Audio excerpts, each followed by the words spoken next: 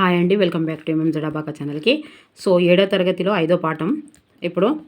So పల్లె అందాలు ఇతివృత్తం ఏంటిదంటే గ్రామీణ సౌందర్యం చిత్రం. ఇది తెలుసుది. ప్రక్రియ మాత్రం కావ్యం అండి.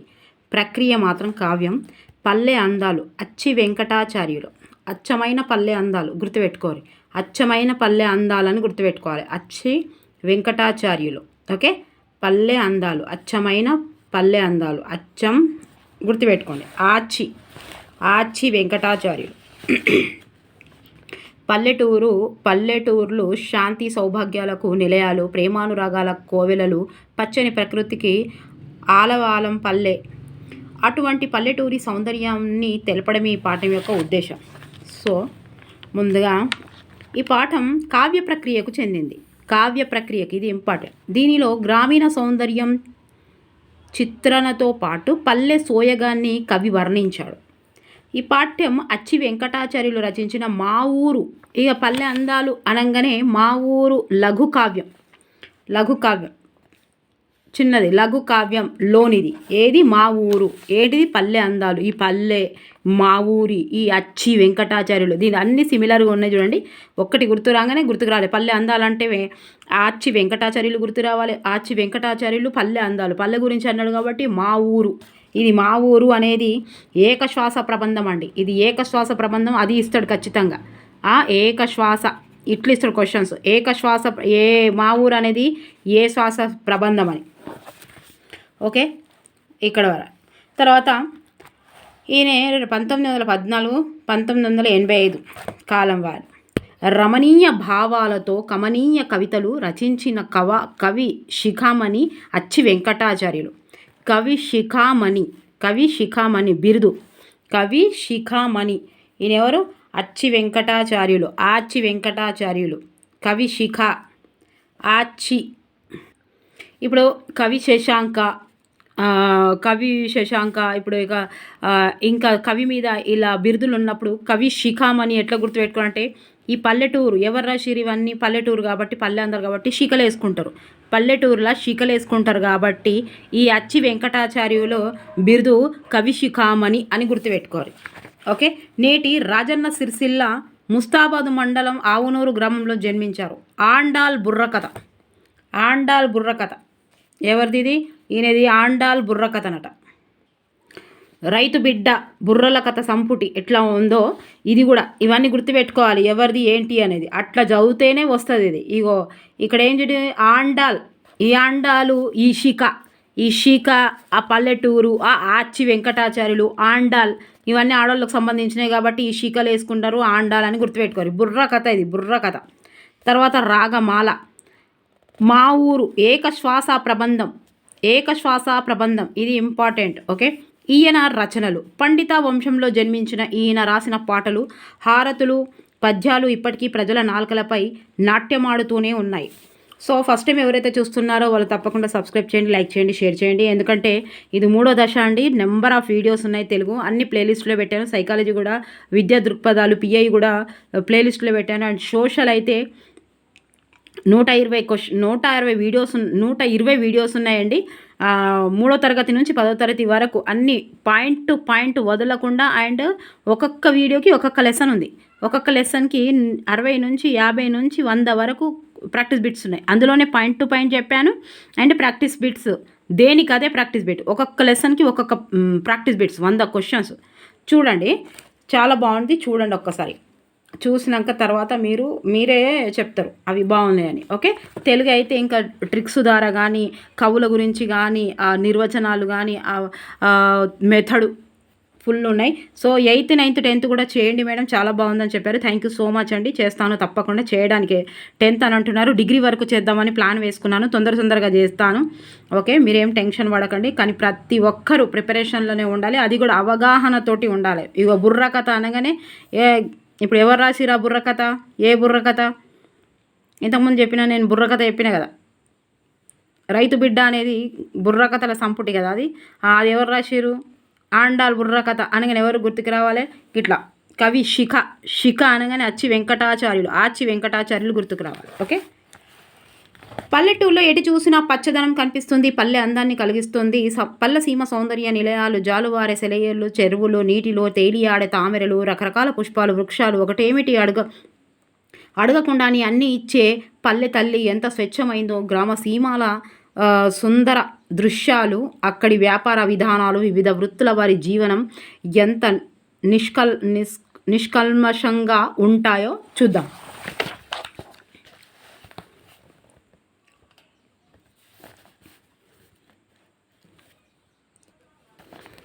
ఊరి ప్రక్కన గన్పట్టు నొదుగు లేని నిండు గంగాలము వల రెండు చెరువు లొక్కటైనని చెప్పుచూ నుండే నడుమ గలిసియున్నట్టి యులుగుల గడుసుదనము. 2 చెరువులు కలిసి ఒక్కటి లెక్కనే కనిపిస్తాయి అని చెప్తాడు.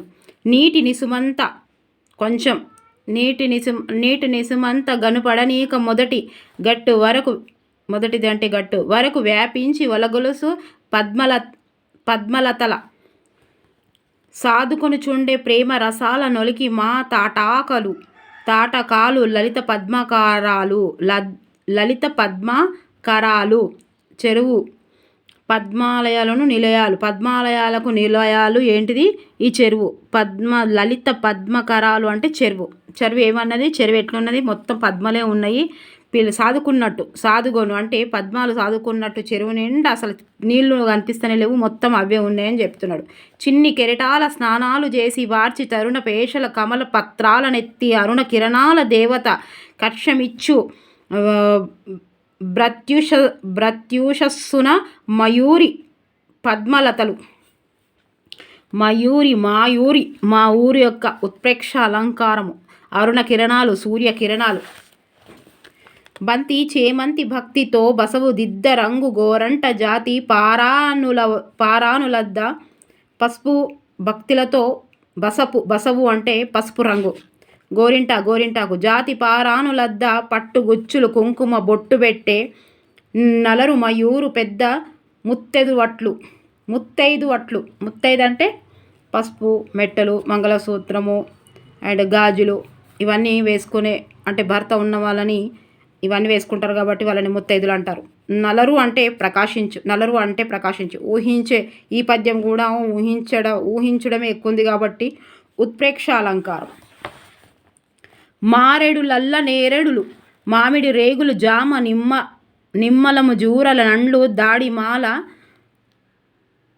సొగగులాబులు, మొల్లె గన్నేరులు, దాసన్నల్ వెలిసి నిచ్చలతన్ దామకర్తులందు నింపార ఫలాల పువ్వులను నంచెల వారిగా సంతరించి మాయూరి కుపాయనం బిడుచునుండును దంపతులట్లు నిత్యమున్. మావులున్నవి మధురములు, మంచినీటి బావులున్నవి. మావులున్నాయి అంటే మామిడి చెట్లు. ఓకే. అందాలు పరిమళించు తావులున్నవి, పుణ్యాల ప్రోవులైన యావులున్నవి. మయూర నతిశయాముగా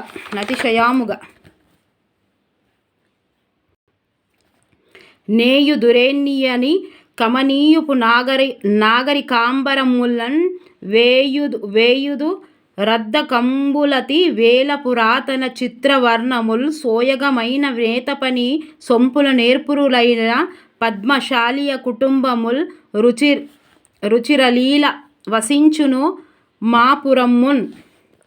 గోదలు పాడి గేదెలను కొట్టము నిండుగా దుక్కిదెత్తులన్ భేదము లేక సాకుచును బిడ్డల బోలెను. కారు కింపాదిక భూమి దున్నుకొని హాయిగా నుందురు పాడి పంటలాహ్లాదములు గూర్పు మాపురపు నందలి కాపు కుటుంబముల్ తగన్. బహుళ వస్తు ప్రధాన సంపన్నమగుచు నేలమి విక్రయార్థి సంకులమునగుచు జనగతాగత కల్లోల సాంద్రమగుచు వేలయు మా యుంగడులు సన్నివేలలందు. యుంగడులు అంటే అంగడులు, ఎంగడులు అంటే అంగడులు. ఓకే, ఇది చదుదాం ఒకసారి. ఇగో మా ఊరి చెరువులు నిండు గంగాలం వల్ల పూర్తిగా నిండి ఉన్నాయి. వాటి అలుగులు రెండు కలవడంతో గసుడుదనం వల్ల అవి ఒకే చెరువులాగా కనిపిస్తాయి. మా ఊరి అందమైన చెరువులు తమలోని నీటిని కొంచెం కూడా కనిపించనీయకుండా పైభాగం అంతా వ్యాపించిన పద్మములను ప్రేమతో సాదుకుంటున్నాయి. సో మా ఊరి చెరువులోని పద్మాలు ప్రతిరోజు సూర్యోదయం సమయంలో అలలతో స్నానం చేసి నిగనిగలాడే సుకుమారమైన తమ రేకులను ఎత్తి సూర్యునికి అగ్గమిస్తూ సంధ్యావారుస్తున్నాయా అన్నట్లుంటాయి. బంతి చేమంతి పూలు మా ఊరికి పసుపు దిద్దినట్లున్నాయి. ఎర్రని గోరింటాకు మా ఊరికి పారాని అద్దినట్లుంది. పట్టుకుచ్చుల పూలు మా ఊరికి కుంకుమ బొట్టు పెట్టినట్లున్నాయి. వీటి వల్ల మా ఊరు పండు ముత్తైదు వలె శోభిల్లుతుంది. ప్రకృతి దృశ్యాలలో సాంస్కృతిక విలువలు దర్శించడం కవి ఊహాత్మక శక్తికి తార్కాణం.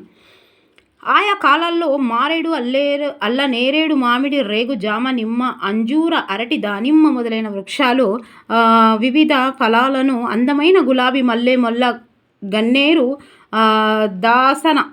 దసన పూలు మొదలైన మొక్కలు వివిధ పుష్పాలను దంపతుల వలె మా ఊరికి ఎల్లవేళలా కానుకగా సమర్పిస్తుంటారు.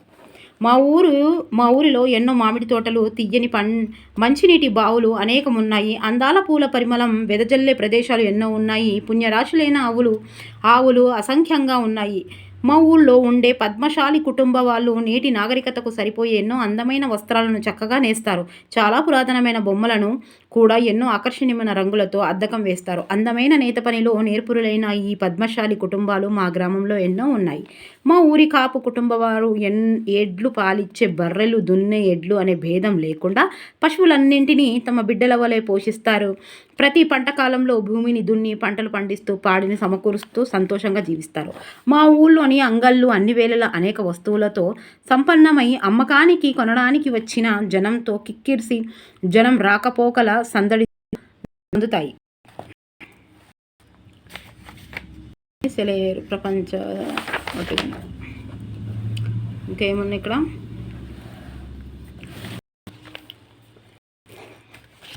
అన్నీ ఒక్కసారి ఏమి ఉన్నాయో ఇక్కడ చూద్దాం. పదాల అర్థాలు ఉన్నాయి, పదాల గీత గీసినవి ఇక్కడ ఇక్కడ కూడా ఉన్నాయి. ఇక్కడ ఏమున్నాయి? ఇచ్చిన ఉదాహరణకు అంశము ఆయా అంశాల చిత్రాన్ని ఉంది. సో గుర్తించండి.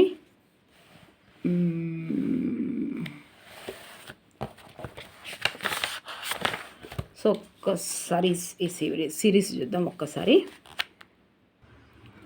పల్లె అందాలు అచ్చి వెంకటాచార్యులు క్రీస్తు శకం 1914 1985. ఓకే, అక్కడ గుర్తున్నా ఇక్కడ గుర్తుంటుంది. ఈయనది రాజన్న సిరిసిల్ల ముస్తాబాదు మండలం ఆవునూరు గ్రామం. ఆండాల్ బుర్రకథ రాగమాల. ఓకే, ఈ రాగాలు తీస్తాడు ఈయన బిరుదు ఏం చెప్పినా శిఖామణి కదా. శిఖలు పల్లెటూరులో శిఖలు ఎక్కువ వేసుకుంటారని, అంటే కొప్పు శిఖలు. మన తెలంగాణలో శిఖలు అంటారు. 4 శిఖలు ఒక ఏళ్ళ కలిపి అంటారు కదా ఆడోళ్ళు, 4 ఆడోళ్ళు. మా ఊరు ఏక అశ్వాస ప్రబంధము, పాటలు, హారతులు. ఓకే, ప్రక్రియ కావ్య ప్రక్రియ, ఇతివృత్తము, గ్రామ సౌందర్య చిత్రం. పల్లెటూరు సౌందర్యం తెలపడమే ఉద్దేశం గల పాఠం పల్లె అందాలు. పల్లె అందాలు పాఠ్యాంశానికి మూలం మా ఊరు. లఘు కావ్యం అండి, లఘు కావ్యం. కావ్యము లఘు కావ్యము పెద్దది ఏదైనా ఇవ్వచ్చు. ఊరి పక్కన నివసించే చెరువులు ఎట్లున్నవి? నిండు గంగాలం వలె ఉన్నవి. 2 చెరువులు ఒకటిలా కనిపించుటకు కారణం చెరువు నిండి గట్టుపై నుండి నీరు పారటం. చెరువుల్లో ఈ సుమంత నీటిని కూడా కనబడియనీయకుండా ఏమున్నాయి? పద్మలతలు. ప్రత్యూష అరుణ కిరణాల కర్షమిచ్చి సంధ్య వార్చునవి కవి వేటిని గురించి వర్ణించాడు? పద్మలతలను గురించి. దంపతుల్లాగా ఎల్లప్పుడూ ఊరికి కానుకలు సమర్పించే చెట్లు మారేడు, నేరేడు, మామిడి రేగు జామ నిమ్మ అంజూర అరటి దానిమ్మ గులాబీ మల్లె మొల్ల గన్నేరు దాసన మొదలైన ఫలపుష్పాలు. సో అచ్చి వెంకటాచార్యుల ఊరిలో ప్రత్యేకతలు: మామిడి తోటలు, బావులు, పూల పరిమళాలు, ఆవులు, పసుపు కుంకుమ, బాంగల్యం, మట్టెలు, ముక్కెర, గాజులు అనే ముత్తాలు, స్త్రీ గల ముత్తైద స్త్రీ. ఆధునిక వస్త్రాలకు పురాతన చిత్ర వర్ణాలతో అద్దంకతో సొగసైన నేత పని చేయువారు పద్మశాలులు. పశువులను బిడ్డల వలె సాకుతూ వ్యవసాయం చేస్తూ సంతోషంగా జీవించేవారు కాపులు. బహుళాస్తు ప్రధాన సంపన్నమైన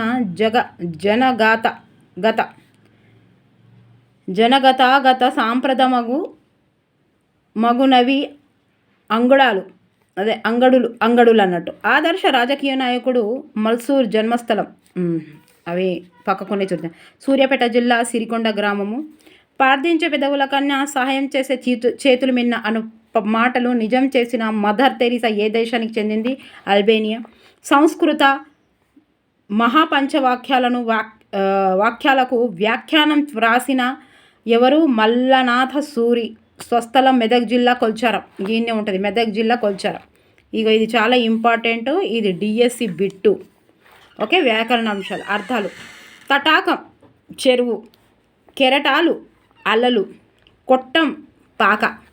పర్యాయ పదాలు: సంపద కలిమి ధనము, పురము గ్రామము ఊరు, అంబరాలు వస్త్రాలు బట్టలు, తాటకం చెరువు కపాయం. సందులు: చెప్పాలంటే చెప్పాలి, ఈ ప్లేస్ అంటే ఇత్వ సంధి, ఒక్కటే ఒక్కటి ప్లస్ ఏ ఇత్వ సంధి, రానిదని రానిది ఈ ప్లస్ అని ఇత్వ సంధి, నీటిని సుమంత నీటిని సుమంత నీటిని ప్లస్ ఇసుమంత ఇత్వ సంధి, చెప్పినదేమి చెప్పినది ఈ ప్లస్ ఏమి ఇత్వ సంధి, వచ్చినప్పుడు వచ్చిరి ప్లస్ అప్పుడు ఇత్వ సంధి, ఎన్ని ఏవి ఎన్ని ఈ ప్లస్ ఏ ఎడాగామ సంధి. ఇక్కడ సంధి జరగలేదు అన్న.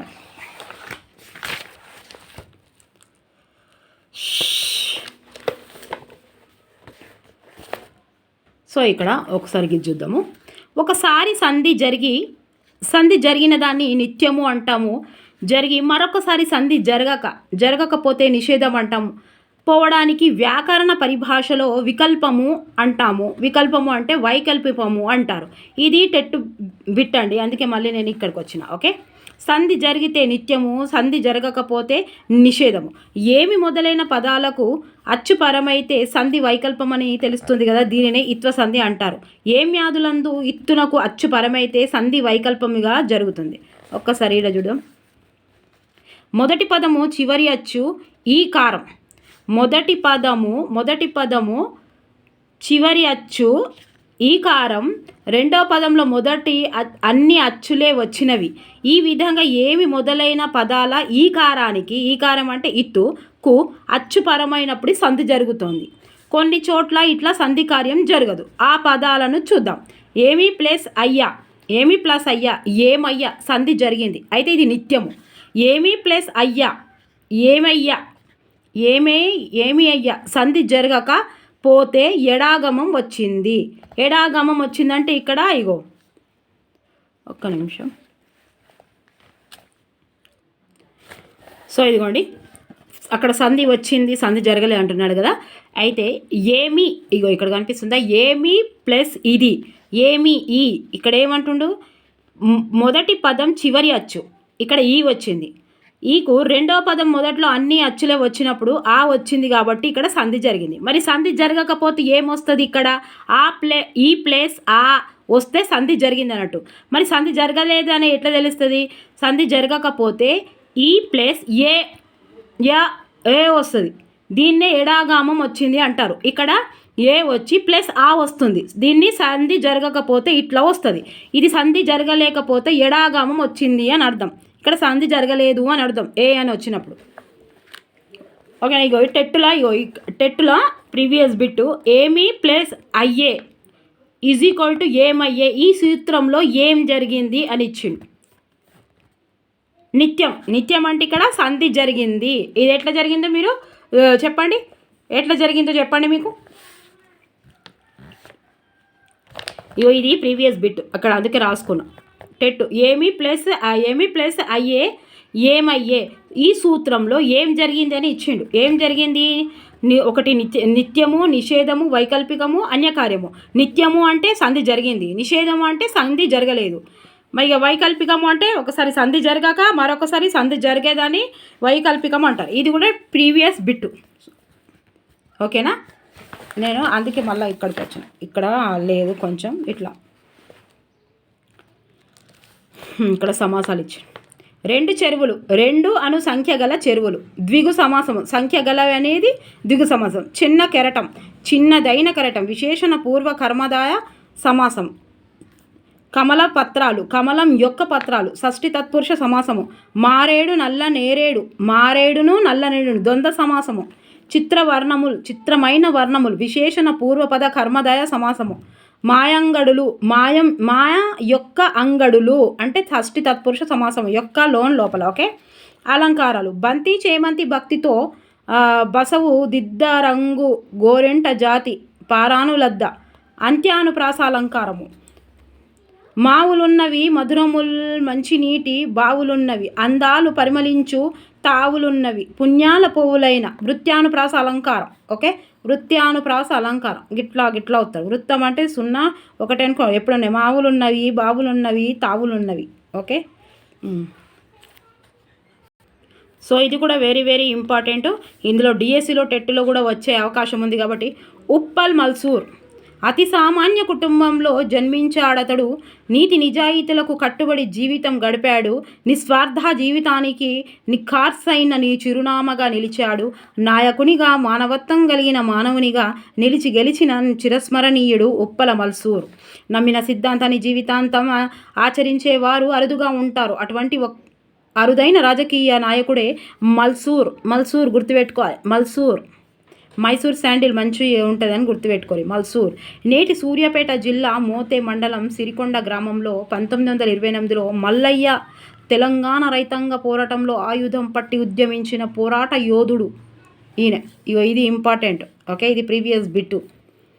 తెలంగాణ రైతాంగ పోరాటంలో ఆయుధం పట్టి ఉద్యమించిన పోరాట యోధుడు మల్సూర్. తన జీవితాన్ని ప్రజల కొరకే అంకితం చేసిన మల్సూర్ 4 సార్లు ఎమ్మెల్యేగా గెలిచి ప్రజల హృదయాల్లో నిలిచాడు. సో ఎమ్మెల్యేగా తనకు వచ్చిన జీతాన్ని పార్టీకే ఇచ్చి స్వయంగా తాను చెప్పులు కుట్టగా వచ్చిన డబ్బుతోనే జీవితం గడిపాడు. ఆఖరకు మల్సూర్ భార్య సైతం కూలి పనికి వెళ్ళిందంటే వీరి నిరాడంబర జీవితాన్ని అర్థం చేసుకోవచ్చు.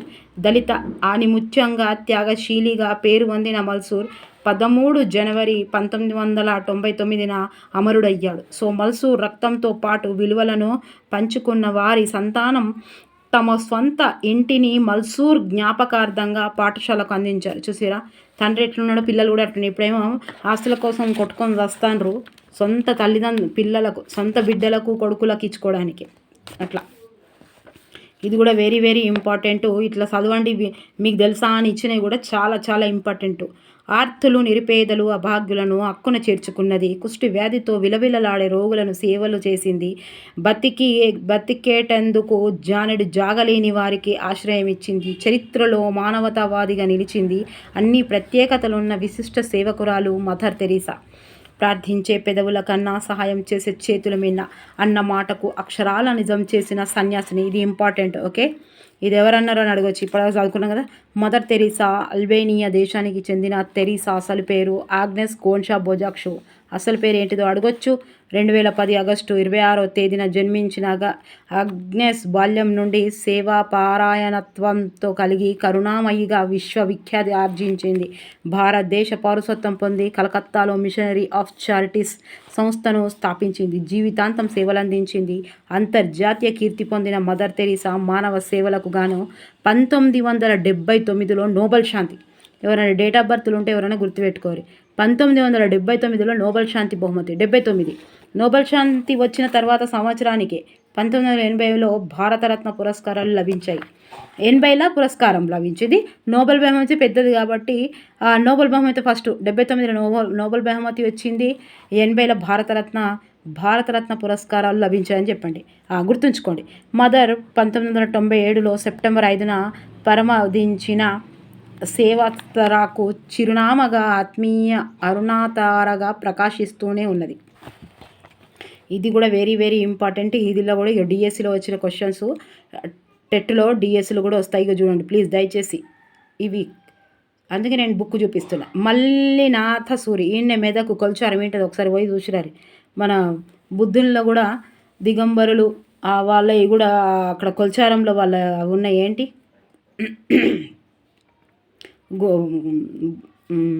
మూర్తులు ఉండేవాడే. బాల్యంలో పశువులను కాశాడు. యోగి అనుగ్రహం తన సాధన వల్ల పండితుడయ్యాడు. కాశీకి వెళ్ళి 19 శాస్త్రాలను అధ్యయనం చేశాడు.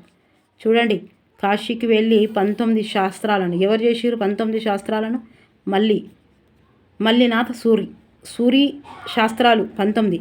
మహావాఖ్యాత సుప్రసిద్ధుడయ్యాడు. ఆయన మెతుకు సీమకు అరా అజారామ అజారామరకమైన కీర్తిని తెచ్చిన మహానుభావుడు మల్లినాథ సూరి. కవికుల గురువుగా పేరు పొందిన కాళిదాసు రచనలకు వ్యాఖ్యానం అందించిన ప్రతిభామూర్తి.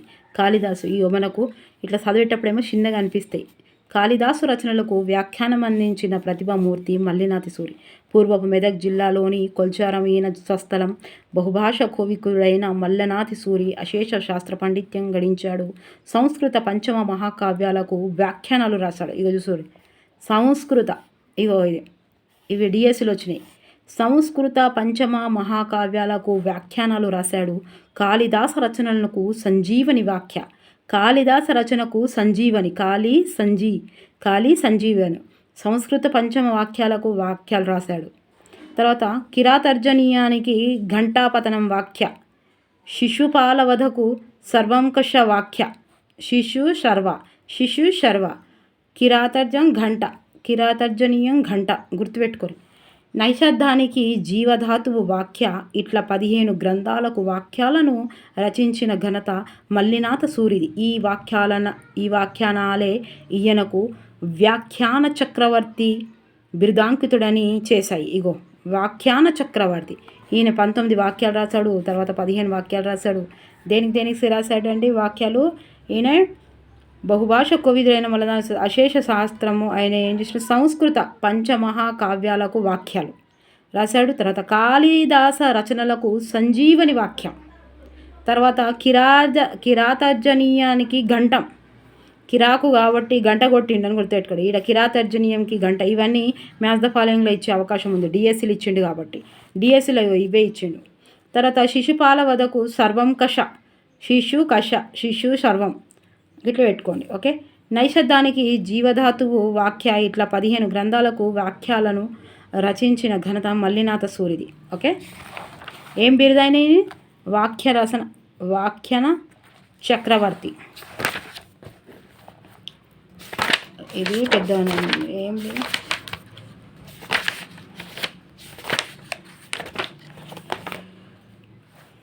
చూద్దాం. ఇందులో ఏం లేదు ఎక్స్ట్రా కాబట్టి తప్పకుండా వస్తుంది. కానీ చదువుతుంటే మనకు అర్థమైపోతుంది. ఎక్స్ప్లెయిన్ చేసే అవసరం కూడా ఉండదు. ఓకే.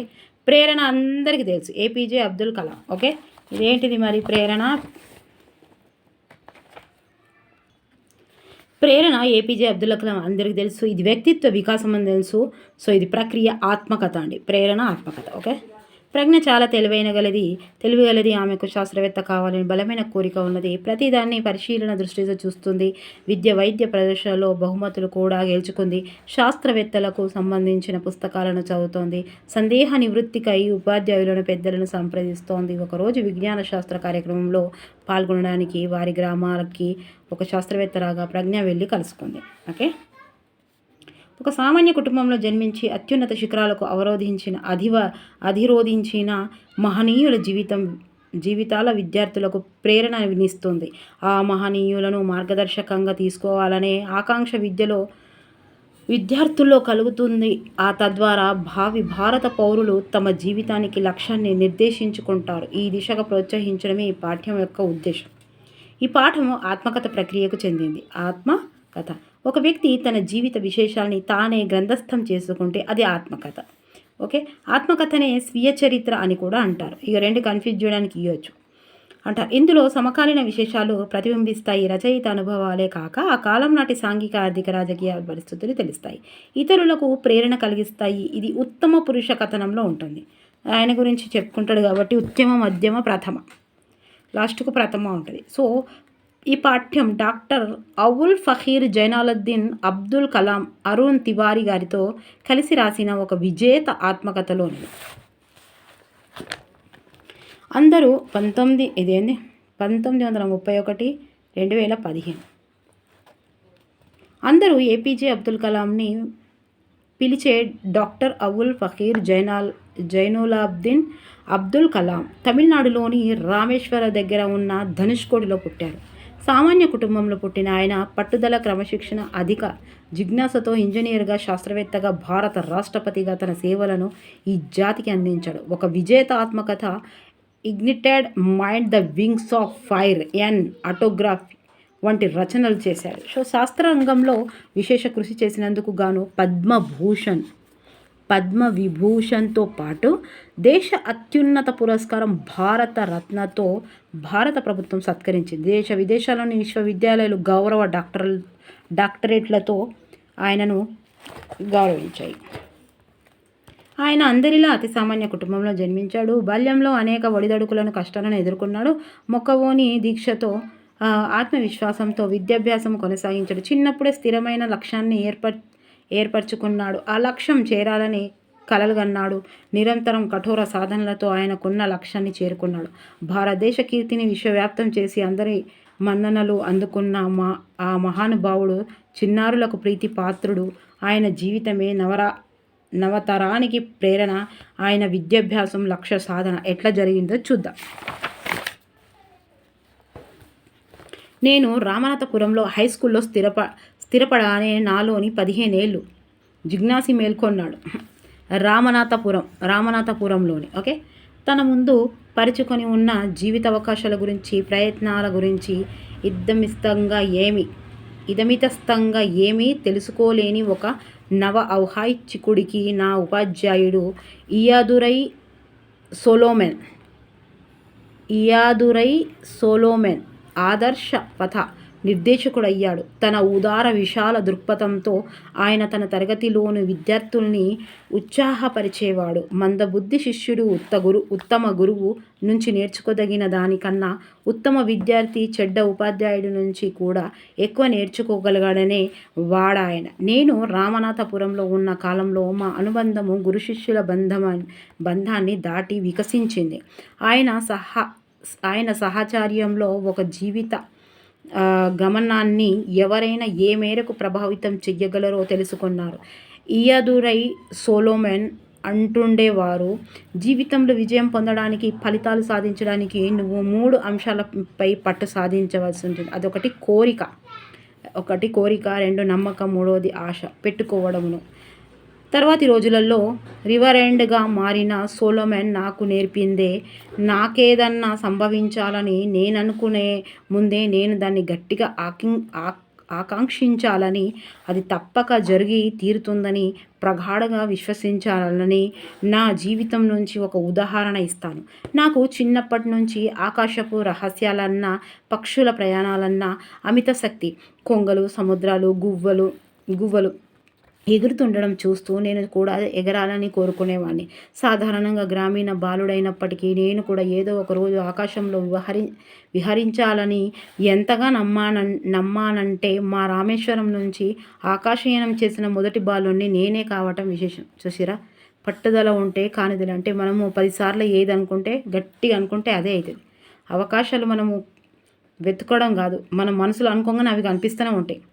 ఇయాదురై సోలోమన్ ఎందుకు గొప్ప ఉపాధ్యుడు అంటే ఆయన విద్యార్థులందరిలో ఏదో ఒక విలువ గురించి స్పృహని మేల్కొల్పేవాడు. ఆయన నా ఆత్మగౌరవాన్ని ఏ మేరకు మేల్కొల్పాడంటే, ఏ మాత్రం చదువుకోలేని తల్లిదండ్రుల బిడ్డలనైనా నేను కూడా ఇయాదురై సోలోమన్ ఎందుకు గొప్ప ఉపాధ్యాయుడు అయ్యాడంటే ఆయన విద్యార్థులందరిలో ఏదో ఒక విలువ గురించి స్పృహని మేల్కొల్పేవాడు. ఇది చదివినమా? ఆయన నా ఆత్మకథ గౌరవాన్ని ఏ మేరకు మేల్కొల్పాడంటే, ఏ మాత్రం చదువుకొని తల్లిదండ్రుల బిడ్డనైనా నేను కూడా ఏది కావాలనుకుంటే అది కాగలనని నమ్మారు. ఇట్లా మధ్యలో తీసుకొని వచ్చారు. మామిడికాయ కోసి ఇట్లా ఏం చేసారు, ఉప్పు కారం పెట్టుకొని తినమని తీసుకొస్తారు. ఊరిలో వస్తున్నాయి కదా, మీరు కూడా తింటారు అట్లనే. మేల్కొల్పాడు. ఆయన నాకు ఆత్మగౌరవాన్ని ఏ మేరకు మేల్కొల్పాడంటే, ఏ మాత్రం చదువుకొని తల్లిదండ్రులు బిడ్డనైనా నేను కూడా ఏది కావాలనుకుంటే అది కాగలనని నమ్మాను. విశ్వాసంతో నువ్వు ఏ విధిని కూడా తిరిగి రాయగలవు అనే వారాయన. 1950లో ఇంటర్మీడియట్ పరీక్షకు చదవడానికి తిరుచినాపల్లిలోని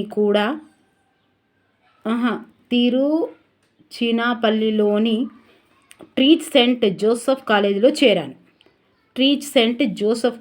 చేరాను. పరీక్షల గ్రేడుల లెక్కన చూస్తే నేనే మంత చురుకైన విద్యార్థిని కాను. మా అన్నయ్య ముస్తఫా కమల్కి రోడ్లో ఒక కిరాణా దుకాణం ఉండేది. హై స్కూల్లో చదువుకునేటప్పుడు నేను రామేశ్వరం వెళ్ళినప్పుడల్లా నన్ను సాయం చెయ్యమంటూ పిలిచి షాప్లో కూర్చోబెట్టి ఇంకా గంటల తరబడి అతను అదృశ్యమైపోయేవాడు. నేను అక్కడ ఆ షాపుని కనిపెట్టుకొని కూర్చొని బియ్యం, నూనె, ఉల్లిపాయలు ఒకటేమిటి అన్నీ అమ్ముతుండేవాణ్ణి.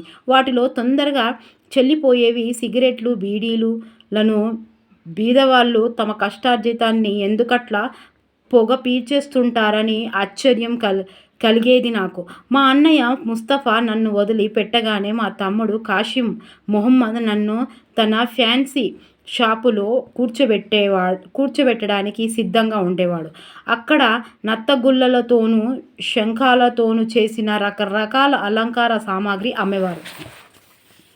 సెయింట్ జోసెఫ్లోని మా ఉపాధ్యాయులంతా కంచి పరమాచార్యకు అనుచరులు.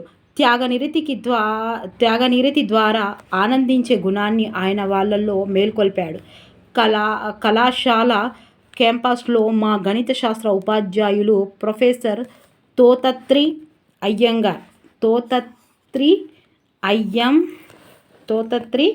అయ్యంగార్, ప్రొఫెసర్ సూర్యనారాయణ శాస్త్రి గార్లతో కలిసి నడుస్తున్న ఆ దృశ్యం నాకు ఇప్పటికీ గుర్తుంది, ఉద్వేగభరితుణ్ణి చేస్తోంది. నేను సెయింట్ జోసెఫ్లో నా చివరి సంవత్సరంలో ఉన్నప్పుడు ఇంగ్లీష్ సాహిత్యం పట్ల మక్కువ పెంచుకున్నాను. ఇంగ్లీష్లోని సర్వశ్రేష్ఠ కృతుల్ని చదువుతుండేవాణ్ణి. టాల్ స్టాయ్, స్కాట్ హార్టీల పట్ల ప్రత్యేక ఆసక్తి ఉండేది.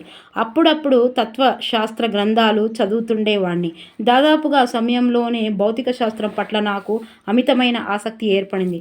కొంతమంది మనుషులు సైన్స్ అనేది వేరే ఒక అంశమన్నట్టుగా, అది మనిషిని భగవంతుని నుంచి దూరం చేస్తుందన్నట్టుగా ఎందుకు మాట్లాడుతారో నాకు అర్థం కాదు.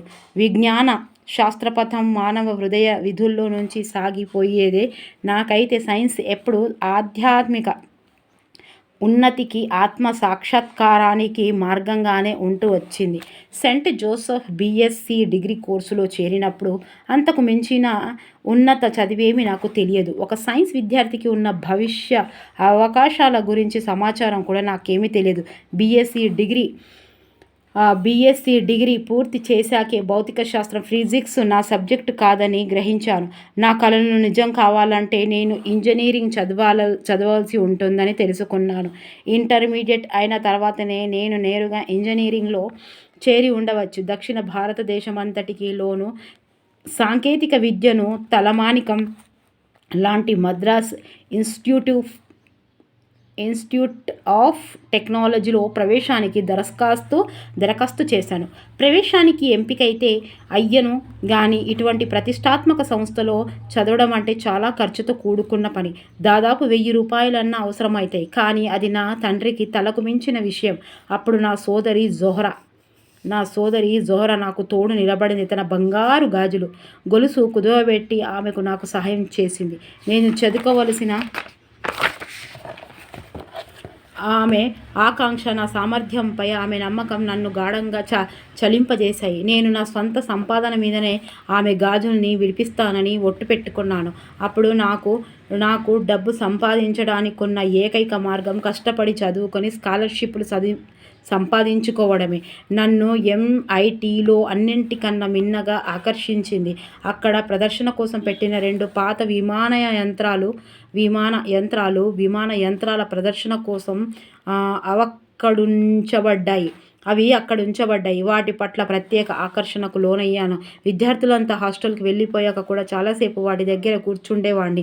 పక్షిలాగా ఆకాశంలో విహరించాలన్న మనిషి ఆకాంక్షని ఆరాధిస్తూ అక్కడనే గడిపేవాణ్ణి. నా మొదటి సంవత్సరం పూర్తయ్యాక ఒక ప్రత్యేక విషయాన్ని ఎంపిక చేసుకోవాల్సి వచ్చినప్పుడు మరేమీ ఆలోచించకుండా ఏరోనాటికల్ ఇంజనీర్నే ఎంచుకున్నాను.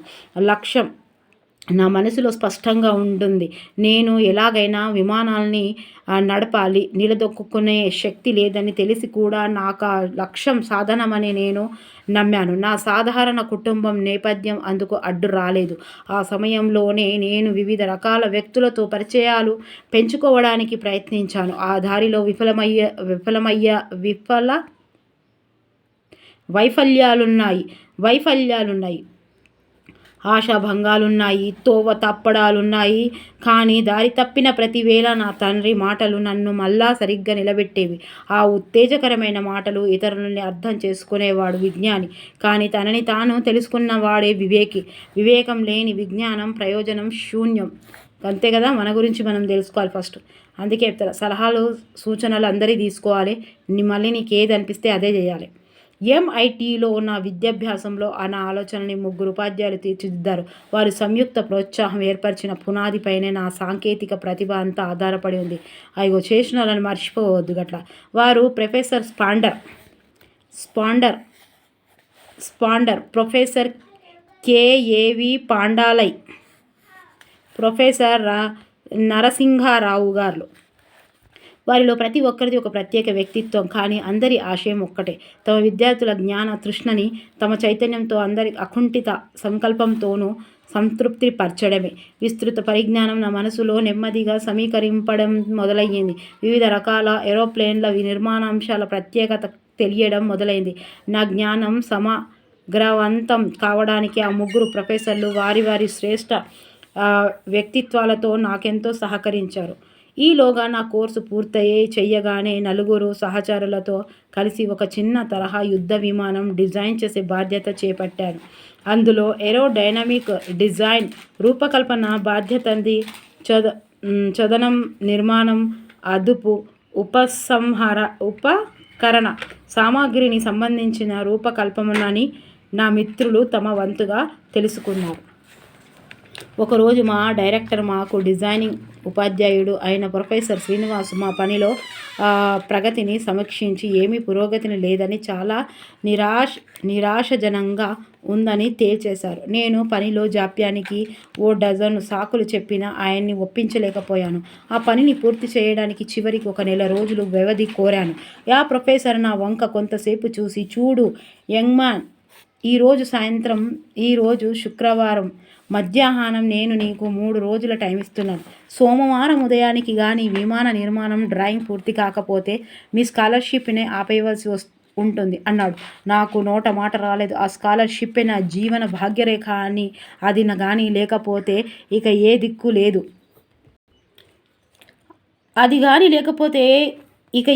లేదు. చెప్పినట్లు ఆ పని పూర్తి చేయడం తప్ప మరో మార్గం అనిపించలేదు. ఆ రాత్రి నేను భోజనం మానేసి డ్రాయింగ్ బోర్డు దగ్గరే పనిలో నిమగ్నమైపోయాను. మర్నాడు ఉదయం 1 గంట మాత్రమే విరామం తీసుకొని ఏదో తిన్నాననిపించి మళ్ళా పనిలో పడ్డాను. ఆదివారం ఉదయానికి దాదాపుగా పని పూర్తి కావస్తుండగా హఠాత్తుగా ఎవరో అక్కడ మసిలినట్టుగా అనిపించింది. చూద్దాను కదా, ప్రొఫెసర్ శ్రీనివాసన్ నన్ను కొంత దూరం నుంచి పరికిస్తున్నట్టు. ఆయన నా పని ప్రగతిని చూడడానికి జింఖానా నుండే నేరుగా తన టెన్నిస్ డ్రెస్లో వచ్చేశాడు. నా పనితీరు పరిశీలించాక ప్రొఫెసర్ శ్రీనివాసన్ నన్ను ఆప్యాయంగా కౌగిలించుకొని ప్రశంసాత్మకంగా వెన్నుతట్టారు. నాకు తెలుసు, నన్ను ఒత్తిడి చేస్తున్నానని, అసాధ్యమైన పరిస్థితిని నెడుతున్నానని కూడా తెలుసు. కానీ నువ్వింత చక్కగా ఈ పని పూర్తి చేయగలవని ఊహించలేదు అన్నాడు. ప్రాజెక్టు పని పూర్తి చేస్తున్న కాలంలోనే నేను MIT తమిళ సంఘం వారు నిర్వహించిన వ్యాస రచన పోటీల్లో పాల్గొన్నాను. మన విమానాన్ని మనమే తయారు చేసుకుందాం అని వ్యాసాన్ని తమిళంలో రాశాను. ఆ వ్యాసం గొప్ప ఆసక్తిని రేకెత్తించింది. ఆ పోటీలో గెలిచాను. ప్రఖ్యాత తమిళ వారపత్రిక ఆనంద వికటన్ సంపాదకుడైన దివాన్ చేతుల మీదుగా దానికి మొదటి బహుమతి అందుకున్నాను. MITకి సంబంధించిన ఆత్మీయమైన జ్ఞాపకం ప్రొఫెసర్ స్పాండర్కి సంబంధించిందే. వీడ్కోలు సమావేశంలో భాగంగా మేము గ్రూప్ ఫోటో కోసం నిలబడ్డాము. ప్రొఫెసర్లు ముందు కూర్చొని ఉండగా గ్రాడ్యుయేట్ విద్యార్థులమంతా 3 వరుసల్లో వెనుక నిల్చున్నాం. హఠాత్తుగా ప్రొఫెసర్ స్పాండర్ లేచి నిల్చొని నా కోసం కలియ చూశారు. నేను 3వ వరుసలో నిల్చున్నాను. రా, నాతో పాటు ముందు కూర్చో అన్నాడు. నేను ప్రొఫెసర్ స్పాండర్ ఆహ్వానానికి నిర్ఘాంతపోయాను. నువ్వు నా బెస్ట్ స్టూడెంట్వి. నీ పరిశ్రమ నీ ఉపాధ్యాయులకు భవిష్యత్తులో మంచి పేరు తేవడానికి ఉపకరిస్తుంది అన్నాడు. గూస్బంప్స్ వస్తున్నాయి చూసిరా అండి నాకు. నిజంగా అట్లా అంత నమ్మకం ఉండాలి టీచర్కి పిల్లల మీద. పిల్లలు అట్లా ఉండాలి మరి. ఆ ప్రశంసకి సిగ్గుపడ్డాను. అదే సమయంలో నాకు లభించిన గుర్తింపు గర్విస్తూ నేను ప్రొఫెసర్ స్పాండర్తో కలిసి ఫోటోగ్రాఫ్ కోసం కూర్చున్నాను. దేవుడే నీ ఆశ్రయం మార్గదర్శి కాగలడు. భవిష్యత్తులోకి నీ ప్రయాణానికి ఆయనే దారి చూపే దీపం కాగలడు అన్నాడు ఆ మహామేధావి నాకు వీడ్కోలు పలుకుతూ. గ్రాడ్యుయేట్ ఏరోనాటికల్ ఇంజనీర్గా నేను HAL నుంచి బయటకు వచ్చేటప్పటికి ఆకాశయానం గురించిన నా చిరకాల స్వప్నాన్ని నిజం చేసే 2 ఉపాధి అవకాశాలు నా ముందుకొచ్చాయి. ఒకటి వైమానిక దళంలో ఉద్యోగం, రెండవది రక్షణ మంత్రిత్వ శాఖ ఆధ్వర్యంలో పనిచేసే సాంకేతిక అభివృద్ధి ఉత్పాదక డైరెక్టరేట్తో ఉద్యోగమును నేను రెండింటికి దరఖాస్తు చేశాను. 2 చోట్ల నుంచి కాల్ లెటరు ఒకేసారి వచ్చాయి. వైమానిక దళంలో ఉద్యోగానికి డెహ్రాడూన్కి, రక్షణ మంత్రిత్వ శాఖ ఉద్యోగానికి ఢిల్లీకి వెళ్ళవలసి ఉంది. అప్పుడు కోరమండల్ తీర బాలుడు ఉత్తర దేశానికి పోయే రైలెక్కాడు.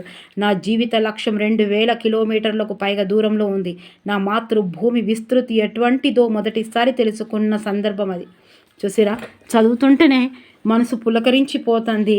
ఆయన అట్లాంటి ఇంకా మళ్ళీ రాలేడు. అట్లాంటి ఒక రాజకీయవేత్త, అట్లాంటి రాష్ట్రపతి, అట్లాంటి సాంకేతిక సైంటిస్ట్ అసలు ఇక రాలేడు. అట్లాంటి ఆయన మొత్తం చనిపోయినాక 2500 పుస్తకాలు, ఒక గ్లాసు, 2 ఎవరండి అట్లా ఉండేవాళ్ళు ఈ రోజులలో ప్రపంచం. ఇప్పుడు ఆ చుట్టాలలో అందరూ కొంచెం కౌన్సిలర్ ఉంటే చుట్టాలలో అందరూ వాళ్ళకు లోన్లు వాళ్ళ అన్నీ ఆయన కనీసం సొంత జాబులు రాష్ట్ర హోదాలో ఉంటాయి. నాయకులు ఒక ప్రస్తుతం బంగ్లాదేశ్ సైచెల్లో జన్మించారు. సహాయ నిరాకరణ ఉద్యమానికి పిలుపునిచ్చాడు. దేశ స్వాతంత్రం కోసం, అభ్యుదయం కోసం పాటుపడ్డాడు. కవులను, పండితులను, తత్వవేత్తలను, ప్రవక్తలను, నాయకులను, సాధారణ ప్రజలను అందరినీ ఆహ్వానించాడు. స్వాతంత్ర్య పోరాటంలో చురుకుగా పాల్గొని ప్రజల గుండెల్లో చిరస్థాయిగా నిలిచిపోయాడు. ఏమున్నా ఇక్కడ ఒక్కసారి సిరీస్ చూద్దాం. లేదు మొత్తం టకటక తొందరగా ప్రేరణ కదా. అబ్దుల్ కలాం 31/10/2015 డాక్టర్ అవుల్ ఫకీర్ జైనుల్ అబ్దుల్ కలాం రామేశ్వరం వద్ద గల ధనుష్కోటి. రచనలు విజన్ 2020, ఒక విజేత ఆత్మకథ, ignited mind, the wings of fire, an autobiography. Okay, బిరుదులు భారతరత్న, పద్మభూషణ్, పద్మవిభూషణ్. విశేషాలు: భారత రాష్ట్రపతి, మిస్సైల్స్ మ్యాన్గా ప్రసిద్ధుడు. వాడ్రేవ్ చినవీరభద్రుడు ఇగ్నిటెడ్ మైండ్ను ఒక విజేత ఆత్మకథగా అనువాదించాడు. ఆత్మకథనే స్వీయ చరిత్ర అంటారు. ఓకే, ఆత్మకథ ఆంగ్లంలో ఇవన్నీ తెలిసినాయే. భారతదేశంలో రాజా రామ్మోహన్ రాయ్, ఆంధ్రప్రదేశ్లో వెన్నెలకంటి సుబ్బారావు తొలిసారి స్వీయ చరిత్రను రచించగా, కందుకూరి వీరేశలింగం తెలుగులో తొలి స్వీయ చరిత్రను రచించారు. ఓకే, ఒక వ్యక్తి తన విజేత విశేషాలను తానే గ్రంథస్థం చేసుకుంటే అది ఆత్మకథ. ఓకే, మహనీయుల మార్గదర్శకత్వంగా విద్యార్థుల జీవితానికి లక్ష్యాన్ని నిర్దేశించుకునే ఉద్దేశం గల పాఠం ప్రేరణ. ఓకే, ప్రేరణ పాఠ్యం గల డాక్టర్ అబ్దుల్ ఫకీర్ జైనులాబ్దీన్ అబ్దుల్ కలాం అరుణ్ తివారీ గారితో కలిసి రాసిన ఒక విజేత ఆత్మకథలోనిది. అరుణ్ తివారీ, అబ్దుల్ కలాం. ఓకే, ఇద్దరు కలిసి రాసింది ఈ స్వీయ చరిత్ర. కానీ ఆత్మకథ ఎన్ని ఉంటుంది? ఉత్తమ పురుషులలో ఉంటుంది. రామనాథపురంలో హై స్కూల్ అబ్దుల్ కలాంకు ఆదర్శ నిర్దేశకుడు ఎవరు? ఇయాదురై సొలోమన్.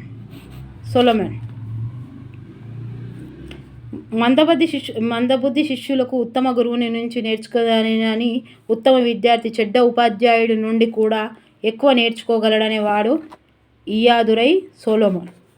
అబ్దుల్ కలాం ఇంగ్లీష్ సాహిత్యమైన టాల్స్టాయ్, స్కాట్ హార్డీల పట్ల ప్రత్యేక ఆసక్తి ఉంది.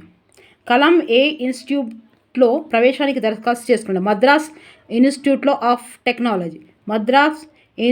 Of technology. నేను 3 రోజులు టైం ఇస్తున్నాను, సోమవారం ఉదయానికి విమానం చేరిపోతే అనేది ప్రొఫెసర్ శ్రీనివాస్. కలాం ఎంచుకున్న ఉద్యోగం రక్షణ మంత్రిత్వ శాఖలో ఉద్యోగానికి ఢిల్లీకి వెళ్ళాడు. విజయం సాధించిన పట్టుకోవాల్సిన విషయాలు: కోరిక, నమ్మకం, ఆశ పెట్టుకోవడం. లక్ష్యం: ఆత్మగౌరవం. ఇదురాయి సొలోమన్ కలంలో మేల్కొల్పిన లక్షణం ఆత్మగౌరవం. కలం దృష్టిలో ఆధ్యాత్మిక ఉన్నతికి, ఆత్మసాక్షాత్రానికి మార్గం సైన్స్. బంగారు గాజులు అమ్మేయింది జోహ్రా వాళ్ళ అక్క. కలంను సరైన మార్గంలో నడిపించిన తండ్రి మాటలు. ఇతరులను అర్థం చేసుకునడానికి విజ్ఞాని, తనను తానే అర్థం చేసుకున్నవాడు వివేకి. వివేకం లేని విజ్ఞానం ప్రయోజనం శూన్యం. విశ్వాసంతో నువ్వు ఏ విధిని కూడా తిరిగి రాయగలవు అని అబ్దుల్ కలాం గురైన సోలోమన్ అన్నారు. మన విమానాన్ని మనమే తయారు చేసుకుందామనే వ్యాసాన్ని అబ్దుల్ కలాంకు. కలాం 15 ఏళ్ల వయసులోనే రామాపురంలో హై స్కూల్ చదివాడు. ముస్తఫా కమల్ అబ్దుల్ కలాం గారి అన్నయ్య. స్టేషన్లో రోడ్డు కిరాణా దుకాణం. కలాం కిరాణా దుకాణంలో ఎక్కువగా అమ్మినది బీడీలు. తమ్ముడు కాశీం మొహమ్మద్ ఫ్యాన్సీ షాప్. కలాం గారి గణిత శాస్త్ర ఉపాధ్యాయులు తోతాత్రి అయ్యంగార్, సూర్యనారాయణ శాస్త్రి. తోతాత్రి 3 తాలు మ్యాథ్స్ లెక్కలు తొత్రి అని గుర్తుపెట్టుకు. లెక్కలు అయ్యంగారు ఒక సూర్యనారాయణ శాస్త్రి. సెయింట్ జోసెఫ్లోని ఉపాధ్యులంతా ఎవరికి అనుచరులు? కంచి పరమాచార్య. కలాం గారి డిజైనింగ్ ఉపాధ్యుడు శ్రీనివాస్. రా నాతో పాటు ముందు కూర్చో అని కలాం గారికి పిలిచినది ప్రొఫెసర్ స్పాండర్. నువ్వు నా బెస్ట్ స్టూడెంట్వి, దేవుడే నీ ఆశ్రయము మార్గదర్శి కాగలడు అన్నది ఎవరు? స్పాండర్ కలాంతో. కలాం సాంకేతిక ప్రతిభను తీర్చిదిద్దిన వారు professor Sponder, professor Pandalai, professor Narasingarao. Kalam చదువుకునే రోజులలో MIT డైరెక్టర్ ప్రొఫెసర్ శ్రీనివాస్. అర్థాలు: ఔహాయికుడు, ఉత్సాహవంతుడు, ఆకాంక్ష, కోరిక, జిజ్ఞాసువు, తెలుసుకునే కోరిక గలవాడు. వాగ్దానం, మాట ఇవ్వటం. పర్యాయ పదాలు సేమ్ ఉంటాయి, నానార్థాలు వేరే వేరే ఉంటాయి. ఆకాశం, గగనం, నింగి, సుమారు, ఇంచుమించు, దాదాపు. భూమి, వసుధ, ధరిణి, కోరిక, ఆకాంక్ష, వాంఛ. సందులు మొదలయ్యింది, మొదలు ప్లేస్ అయ్యింది, ఉత్వసంధి. మొదలు ఊ ప్లేస. మేల్కొల్పడం అంటే మేల్కొల్పాడు, ఊ ప్లేస్ అంటే ఉత్వసంధి. ఉంటుంది ఈ ప్లేస్ ఆ ఇత్వసంధి. నాకిప్పటికీ, నాకు ఊ ప్లేస్ ఇప్పటికి ఉత్వసంధి. నైపుణ్యముందో, నైపుణ్యము ఊ ప్లేస్ ఉందో. సో ఈ క్రింది వాక్యాలు విభక్తులను గుర్తించమంటాడు. ఆదిత్య మంచి బాలుడు, ప్రథమ విభక్తి, డూ వచ్చింది. సూర్యనారాయణ గారి శాస్త్రి గారితో నడిచాడు, తోడంతో తృతీయ విభక్తి. ఆయనను ఒప్పించలేకపోయాను, ద్వితీయ విభక్తి, నిన్ను కూర్చి. ఆహారం కోసం పక్షులు బయలుదేరుతాయి, కోసం చతుర్థి విభక్తి, కోసం, కొరకు, కోసం. గురువుల యొక్క షష్ఠి తత్పురుష సమాసము. చెరువుల యందు, తామెరలు సప్తమి విభక్తి. ఓ బాలల్లారా కలలు కనండి, సంబోధన విభక్తి. ఓయి, ఓసి, ఓ. ఓకే, అంతే. తర్వాత శిల్పం. ఈ శిల్పం ఒక్కరోజు ఒకటి చెప్పుకుందాం, ఎందుకంటే చాలా చాలా ఇంపార్టెంట్. బిరుదులు చాలా ఎక్కువగా ఉన్నది గుర్రం జాషువా గారికి, చాలా ఇంపార్టెంట్. ఇది లేకుండా టెట్ లేదు, డిఎస్సి లేదు. కొంతమంది అట్లా కవుల గురించి రాంది డిఎస్సి ఉండేది ఏదంటే. ఓకే, మరి నచ్చితే లైక్ చేయండి, సబ్స్క్రైబ్ చేయండి, షేర్ చేయండి. మస్తు ఉబ్బరిపోతుంది. ఫ్యాన్ బంద్ చేసుకొని చేయండి, 1 గంట. ఓకే, నచ్చితే లైక్ చేయాలి, సబ్స్క్రైబ్ చేయాలి, షేర్ చేయాలి. టక్క మొత్తం చేసి పడేస్తారు 2 రోజుల 10th వరకు. ఓకేనా? మీరు మాత్రం కామెంట్స్ రాయండి. కామెంట్స్ రాస్తున్న ప్రతి ఒక్కరికి నా మనస్ఫూర్తిగా ధన్యవాదాలు. చెమటతోటి ఈ కండ్లద్దాల స్పెటికల్స్ మీద మొత్తం వాటర్ పడతాను, కష్టపడతాను, చూసిరా. ఓకేనా? మరి good afternoon, good evening, good morning అండి. కష్టం కాదు, ఇష్టం, అంతే. ఓకే, ఇష్టంతో చేస్తే కష్టం అనిపించేది, వేరేళ్ళు చెప్తేనే కష్టం అనిపిస్తుంది. ఓకే, మీరు అన్ని థంబ్నెయిల్స్ చూసుకుంటా పరిశాన్ కావద్దు, ఏం కావద్దు. అన్నీ వస్తాయి. డిఎస్సి తక్కువ మార్కులు ఉన్నవాళ్ళు టెట్కు ప్రిపరేషన్ ఇవ్వండి, ఎక్కువ మార్కులు ఉన్నవాళ్ళు డిఎస్సికి ప్రిపరేషన్ ఇవ్వండి. ఓకే, మంచిగా లాజిక్గా చదవాలి. ఇష్టమైనట్టు చదివితే కూడా మార్కులు రావు. దాని గురించి కూడా ఒక వీడియో చేస్తున్నాను, ఎట్లా చదవాలనేది. Okay, thank you for watching. Bye, take care.